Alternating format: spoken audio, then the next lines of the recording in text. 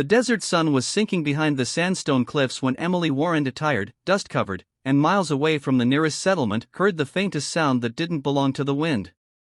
It was a cry, sharp and shaky, the kind that pierced even the harsh silence of the canyon. She froze, listening again, heart thumping with a strange mix of fear and instinct. Emily had come west to escape the echoes of a life that had fallen apart, lost job, broken engagement, a future cracked like the dry earth beneath her boots, but she never imagined that this lonely journey of rediscovery would collide with a destiny far bigger than her own sorrow. Following the sound, she climbed down a narrow ravine, her hands scraping against the rough red rock, until she spotted a small figure lying at the base of a boulder. It was a boy no more than 10, with long dark braids, his clothes torn, his ankle trapped under a fallen log. His face was pale with shock, his breaths uneven, and his eyes widened the moment he saw her. Emily raised her hands slowly to show she wasn't a threat, speaking in the calmest voice she could find. "It's okay. I'm here to help you." The boy's fear gave way to relief, and with all her strength, Emily pushed the log away and carried him to a shaded hollow. She cleaned his cuts with her water, tore her own shirt into strips to wrap his wounds, and built a small fire to keep him warm. For hours she sat beside him, whispering comfort into the fading light, knowing nothing about him except one truth: no one deserved to suffer alone. When the boy finally murmured, "My father, he's the chief," Emily's breath caught, but she didn't move away. Instead, she smiled softly and said, "Then he'll be looking for you. And we'll get you home." At dawn, with the boy leaning on her shoulder, she guided him across the desert toward the distant hills. Every step was heavy, every mile difficult, but Emily refused to stop. Something inside her, something deeper than duty, felt strangely connected to this child who clung to her like a lifeline. They rested beneath cottonwood trees, shared the last of her food, and when he grew scared, she hummed the lullabies her mother had once sung to her. By the time they reached the outskirts of his tribe's territory, Emily's legs trembled and her throat was dry, but she didn't care. Seeing the boy's smile as he spotted familiar landmarks was worth every ache. She was the one who insisted he go ahead without her, telling him that stepping into a camp full of Apache warriors as a lone stranger might lead to misunderstandings. So she waited at a safe distance until 2 scouts appeared, recognized the boy, and escorted him home. Emily turned away quietly, never expecting gratitude, never seeking reward. To her, kindness was simple: you helped because it was right, not because someone was watching. 3 days later, as Emily camped beneath a starlit sky on her way toward the next town, she heard hoofbeats thunder through the silence. Dozens of them. She stood carefully, clutching her lantern, when a formation of riders emerged from the darkness, Apache warriors in full regalia, faces marked with solemn paint, spears glinting in the firelight. Their presence felt ancient, powerful, like the earth itself had come alive. Emily swallowed hard, unable to speak. Then the riders parted, and a tall man stepped forward, the chief. His expression was unreadable, stern, and filled with an intensity that made Emily's heart race. She braced herself, unsure whether she had overstepped some sacred boundary. But then she saw the boy, the same child she had rescued, rushing toward her from behind the chief, waving excitedly. In that moment, something in the chief's face softened. He approached her and placed his hand over his chest in a gesture of deep respect. "You saved my son when no one else was there," he said in calm, resonant English. "For that, our tribe owes you a debt beyond words." Emily felt her eyes sting.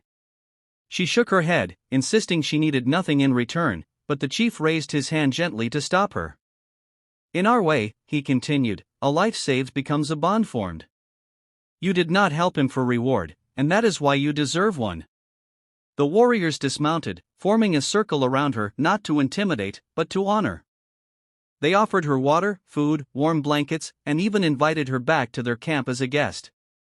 Emily hesitated, overwhelmed by the sudden shift in her quiet, lonely world, but the boy took her hand and whispered, "Please come. They want to thank you."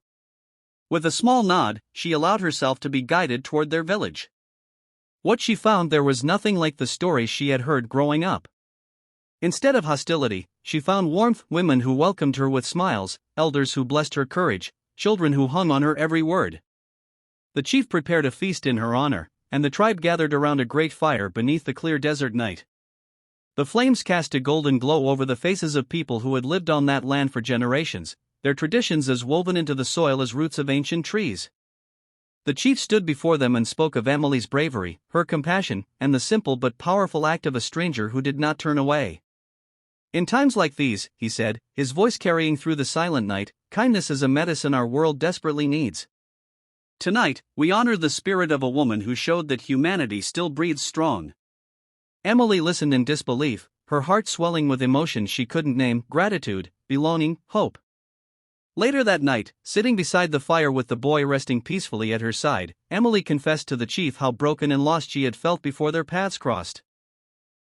He nodded thoughtfully and said, "Sometimes, the Creator leads us to those who need us so we may find ourselves again." His words sank deep, touching wounds she had never spoken aloud.